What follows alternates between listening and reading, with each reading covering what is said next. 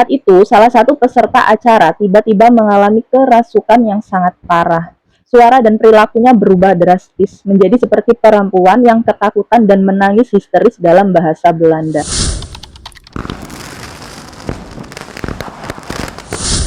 Halo teman-teman, Assalamualaikum. Terima kasih karena sudah mampir di video ini. Malam ini kita nggak akan pergi jauh-jauh, kita akan menjelajahi salah satu tempat paling legendaris, paling ikonik, dan tentu saja paling angker di Indonesia. Yaitu sebuah tempat yang namanya saja sudah bikin bulu kuduk merinding, Lawang Sewu di Semarang.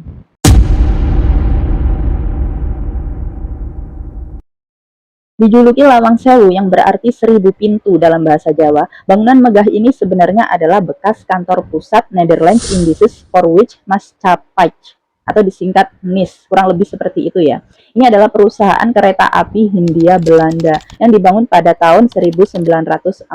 Arsitekturnya memang luar biasa indah, tapi di balik keindahan itu tersimpan kisah-kisah gelap, tragedi berdarah, dan tentu saja misteri penampakan arwah yang sudah jadi rahasia umum. Selama pendudukan Jepang, Lawang Sewu berubah fungsi jadi markas militer dan penjara, bahkan menjadi tempat eksekusi. Konon banyak tahanan, baik dari Belanda maupun pribumi, disiksa dan dieksekusi secara brutal di sini. Terowongan bawah tanahnya yang gelap sering disebut sebagai tempat penyiksaan yang paling mengerikan. Tapi, di antara semua arwah yang konon menghuni Lawang Sewu, ada satu sosok yang paling terkenal, paling sering disebut, dan yang paling bikin merinding, yaitu Noni Belanda.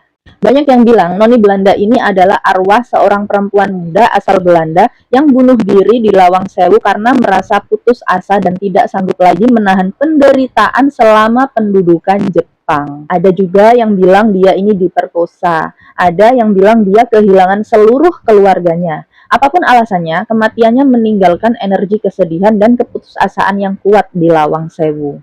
Penampakan Noni Belanda ini seringkali digambarkan sebagai sosok perempuan berambut panjang, mengenakan gaun putih atau gaun pengantin khas Belanda yang lusuh dan dengan wajah pucat dan tatapan yang kosong. Banyak kesaksian dari pengunjung, penjaga, bahkan tim uji nyali yang datang ke sana. Mereka mengaku melihat Noni Belanda ini muncul di berbagai titik. Ada yang bilang di lantai 2 atau 3. Seringkali Noni Belanda ini terlihat berdiri mematung di dekat jendela, seolah sedang menatap kosong keluar. Kadang juga muncul di tangga utama. Beberapa kali terlihat menuruni tangga dengan perlahan lalu menghilang begitu saja. Sering juga muncul di terowongan bawah tanah. Ini adalah lokasi yang paling angker. Konon di terowongan yang lembab dan gelap itu, Noni Belanda sering menampakkan diri. Kadang hanya lewat bayangannya, kadang terlihat jelas sedang duduk meringkuk atau berdiri diam di sudut gelap. Salah satu kisah yang paling populer adalah dari sebuah acara uji nyali televisi beberapa tahun lalu. Saat itu, salah satu peserta acara tiba-tiba mengalami kerasukan yang sangat parah. Suara dan perilakunya berubah drastis, menjadi seperti perempuan yang ketakutan dan menangis histeris dalam bahasa Belanda. Banyak yang meyakini itu adalah arwah Noni Belanda yang merasuki peserta tersebut. Bukan cuma itu, beberapa penjaga Lawang Sewu bahkan punya pengalaman pribadi yang lebih serem. Ada yang pernah melihat sosok Noni Belanda ini melayang di lorong di malam hari. Ada juga yang mendengar suara tangisan atau nyanyian lirih di tengah keheningan malam, padahal tidak ada siapa-siapa di sekitar mereka. Para peneliti supranatural berpendapat bahwa energi emosional yang kuat, kesedihan, ketakutan, keputusasaan, dan kemarahan yang terjadi di Lawang Sewu selama masa penjajahan dan perang menempel kuat pada bangunan itu. Energi inilah yang kemudian memanifestasikan diri sebagai penampakan hantu, termasuk Noni Belanda. Namun, ada juga yang skeptis. Mereka mengatakan bahwa kisah Noni Belanda hanyalah urban legend yang sengaja dibuat untuk menarik wisatawan, atau hanya hasil dari imajinasi kolektif karena suasana bangunan yang memang sudah angker. Tapi, apakah semua kesaksian itu hanya kebetulan?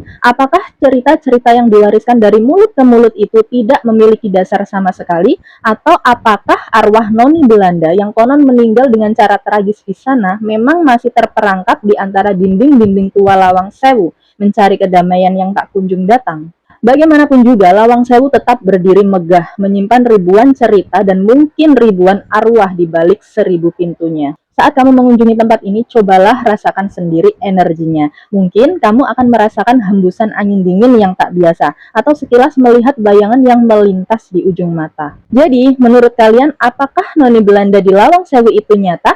atau hanya sebuah mitos yang berkembang di tengah keangkeran bangunan tua? Jangan lupa kasih komentar di bawah ya. Sampai jumpa di kisah misteri berikutnya. Assalamualaikum.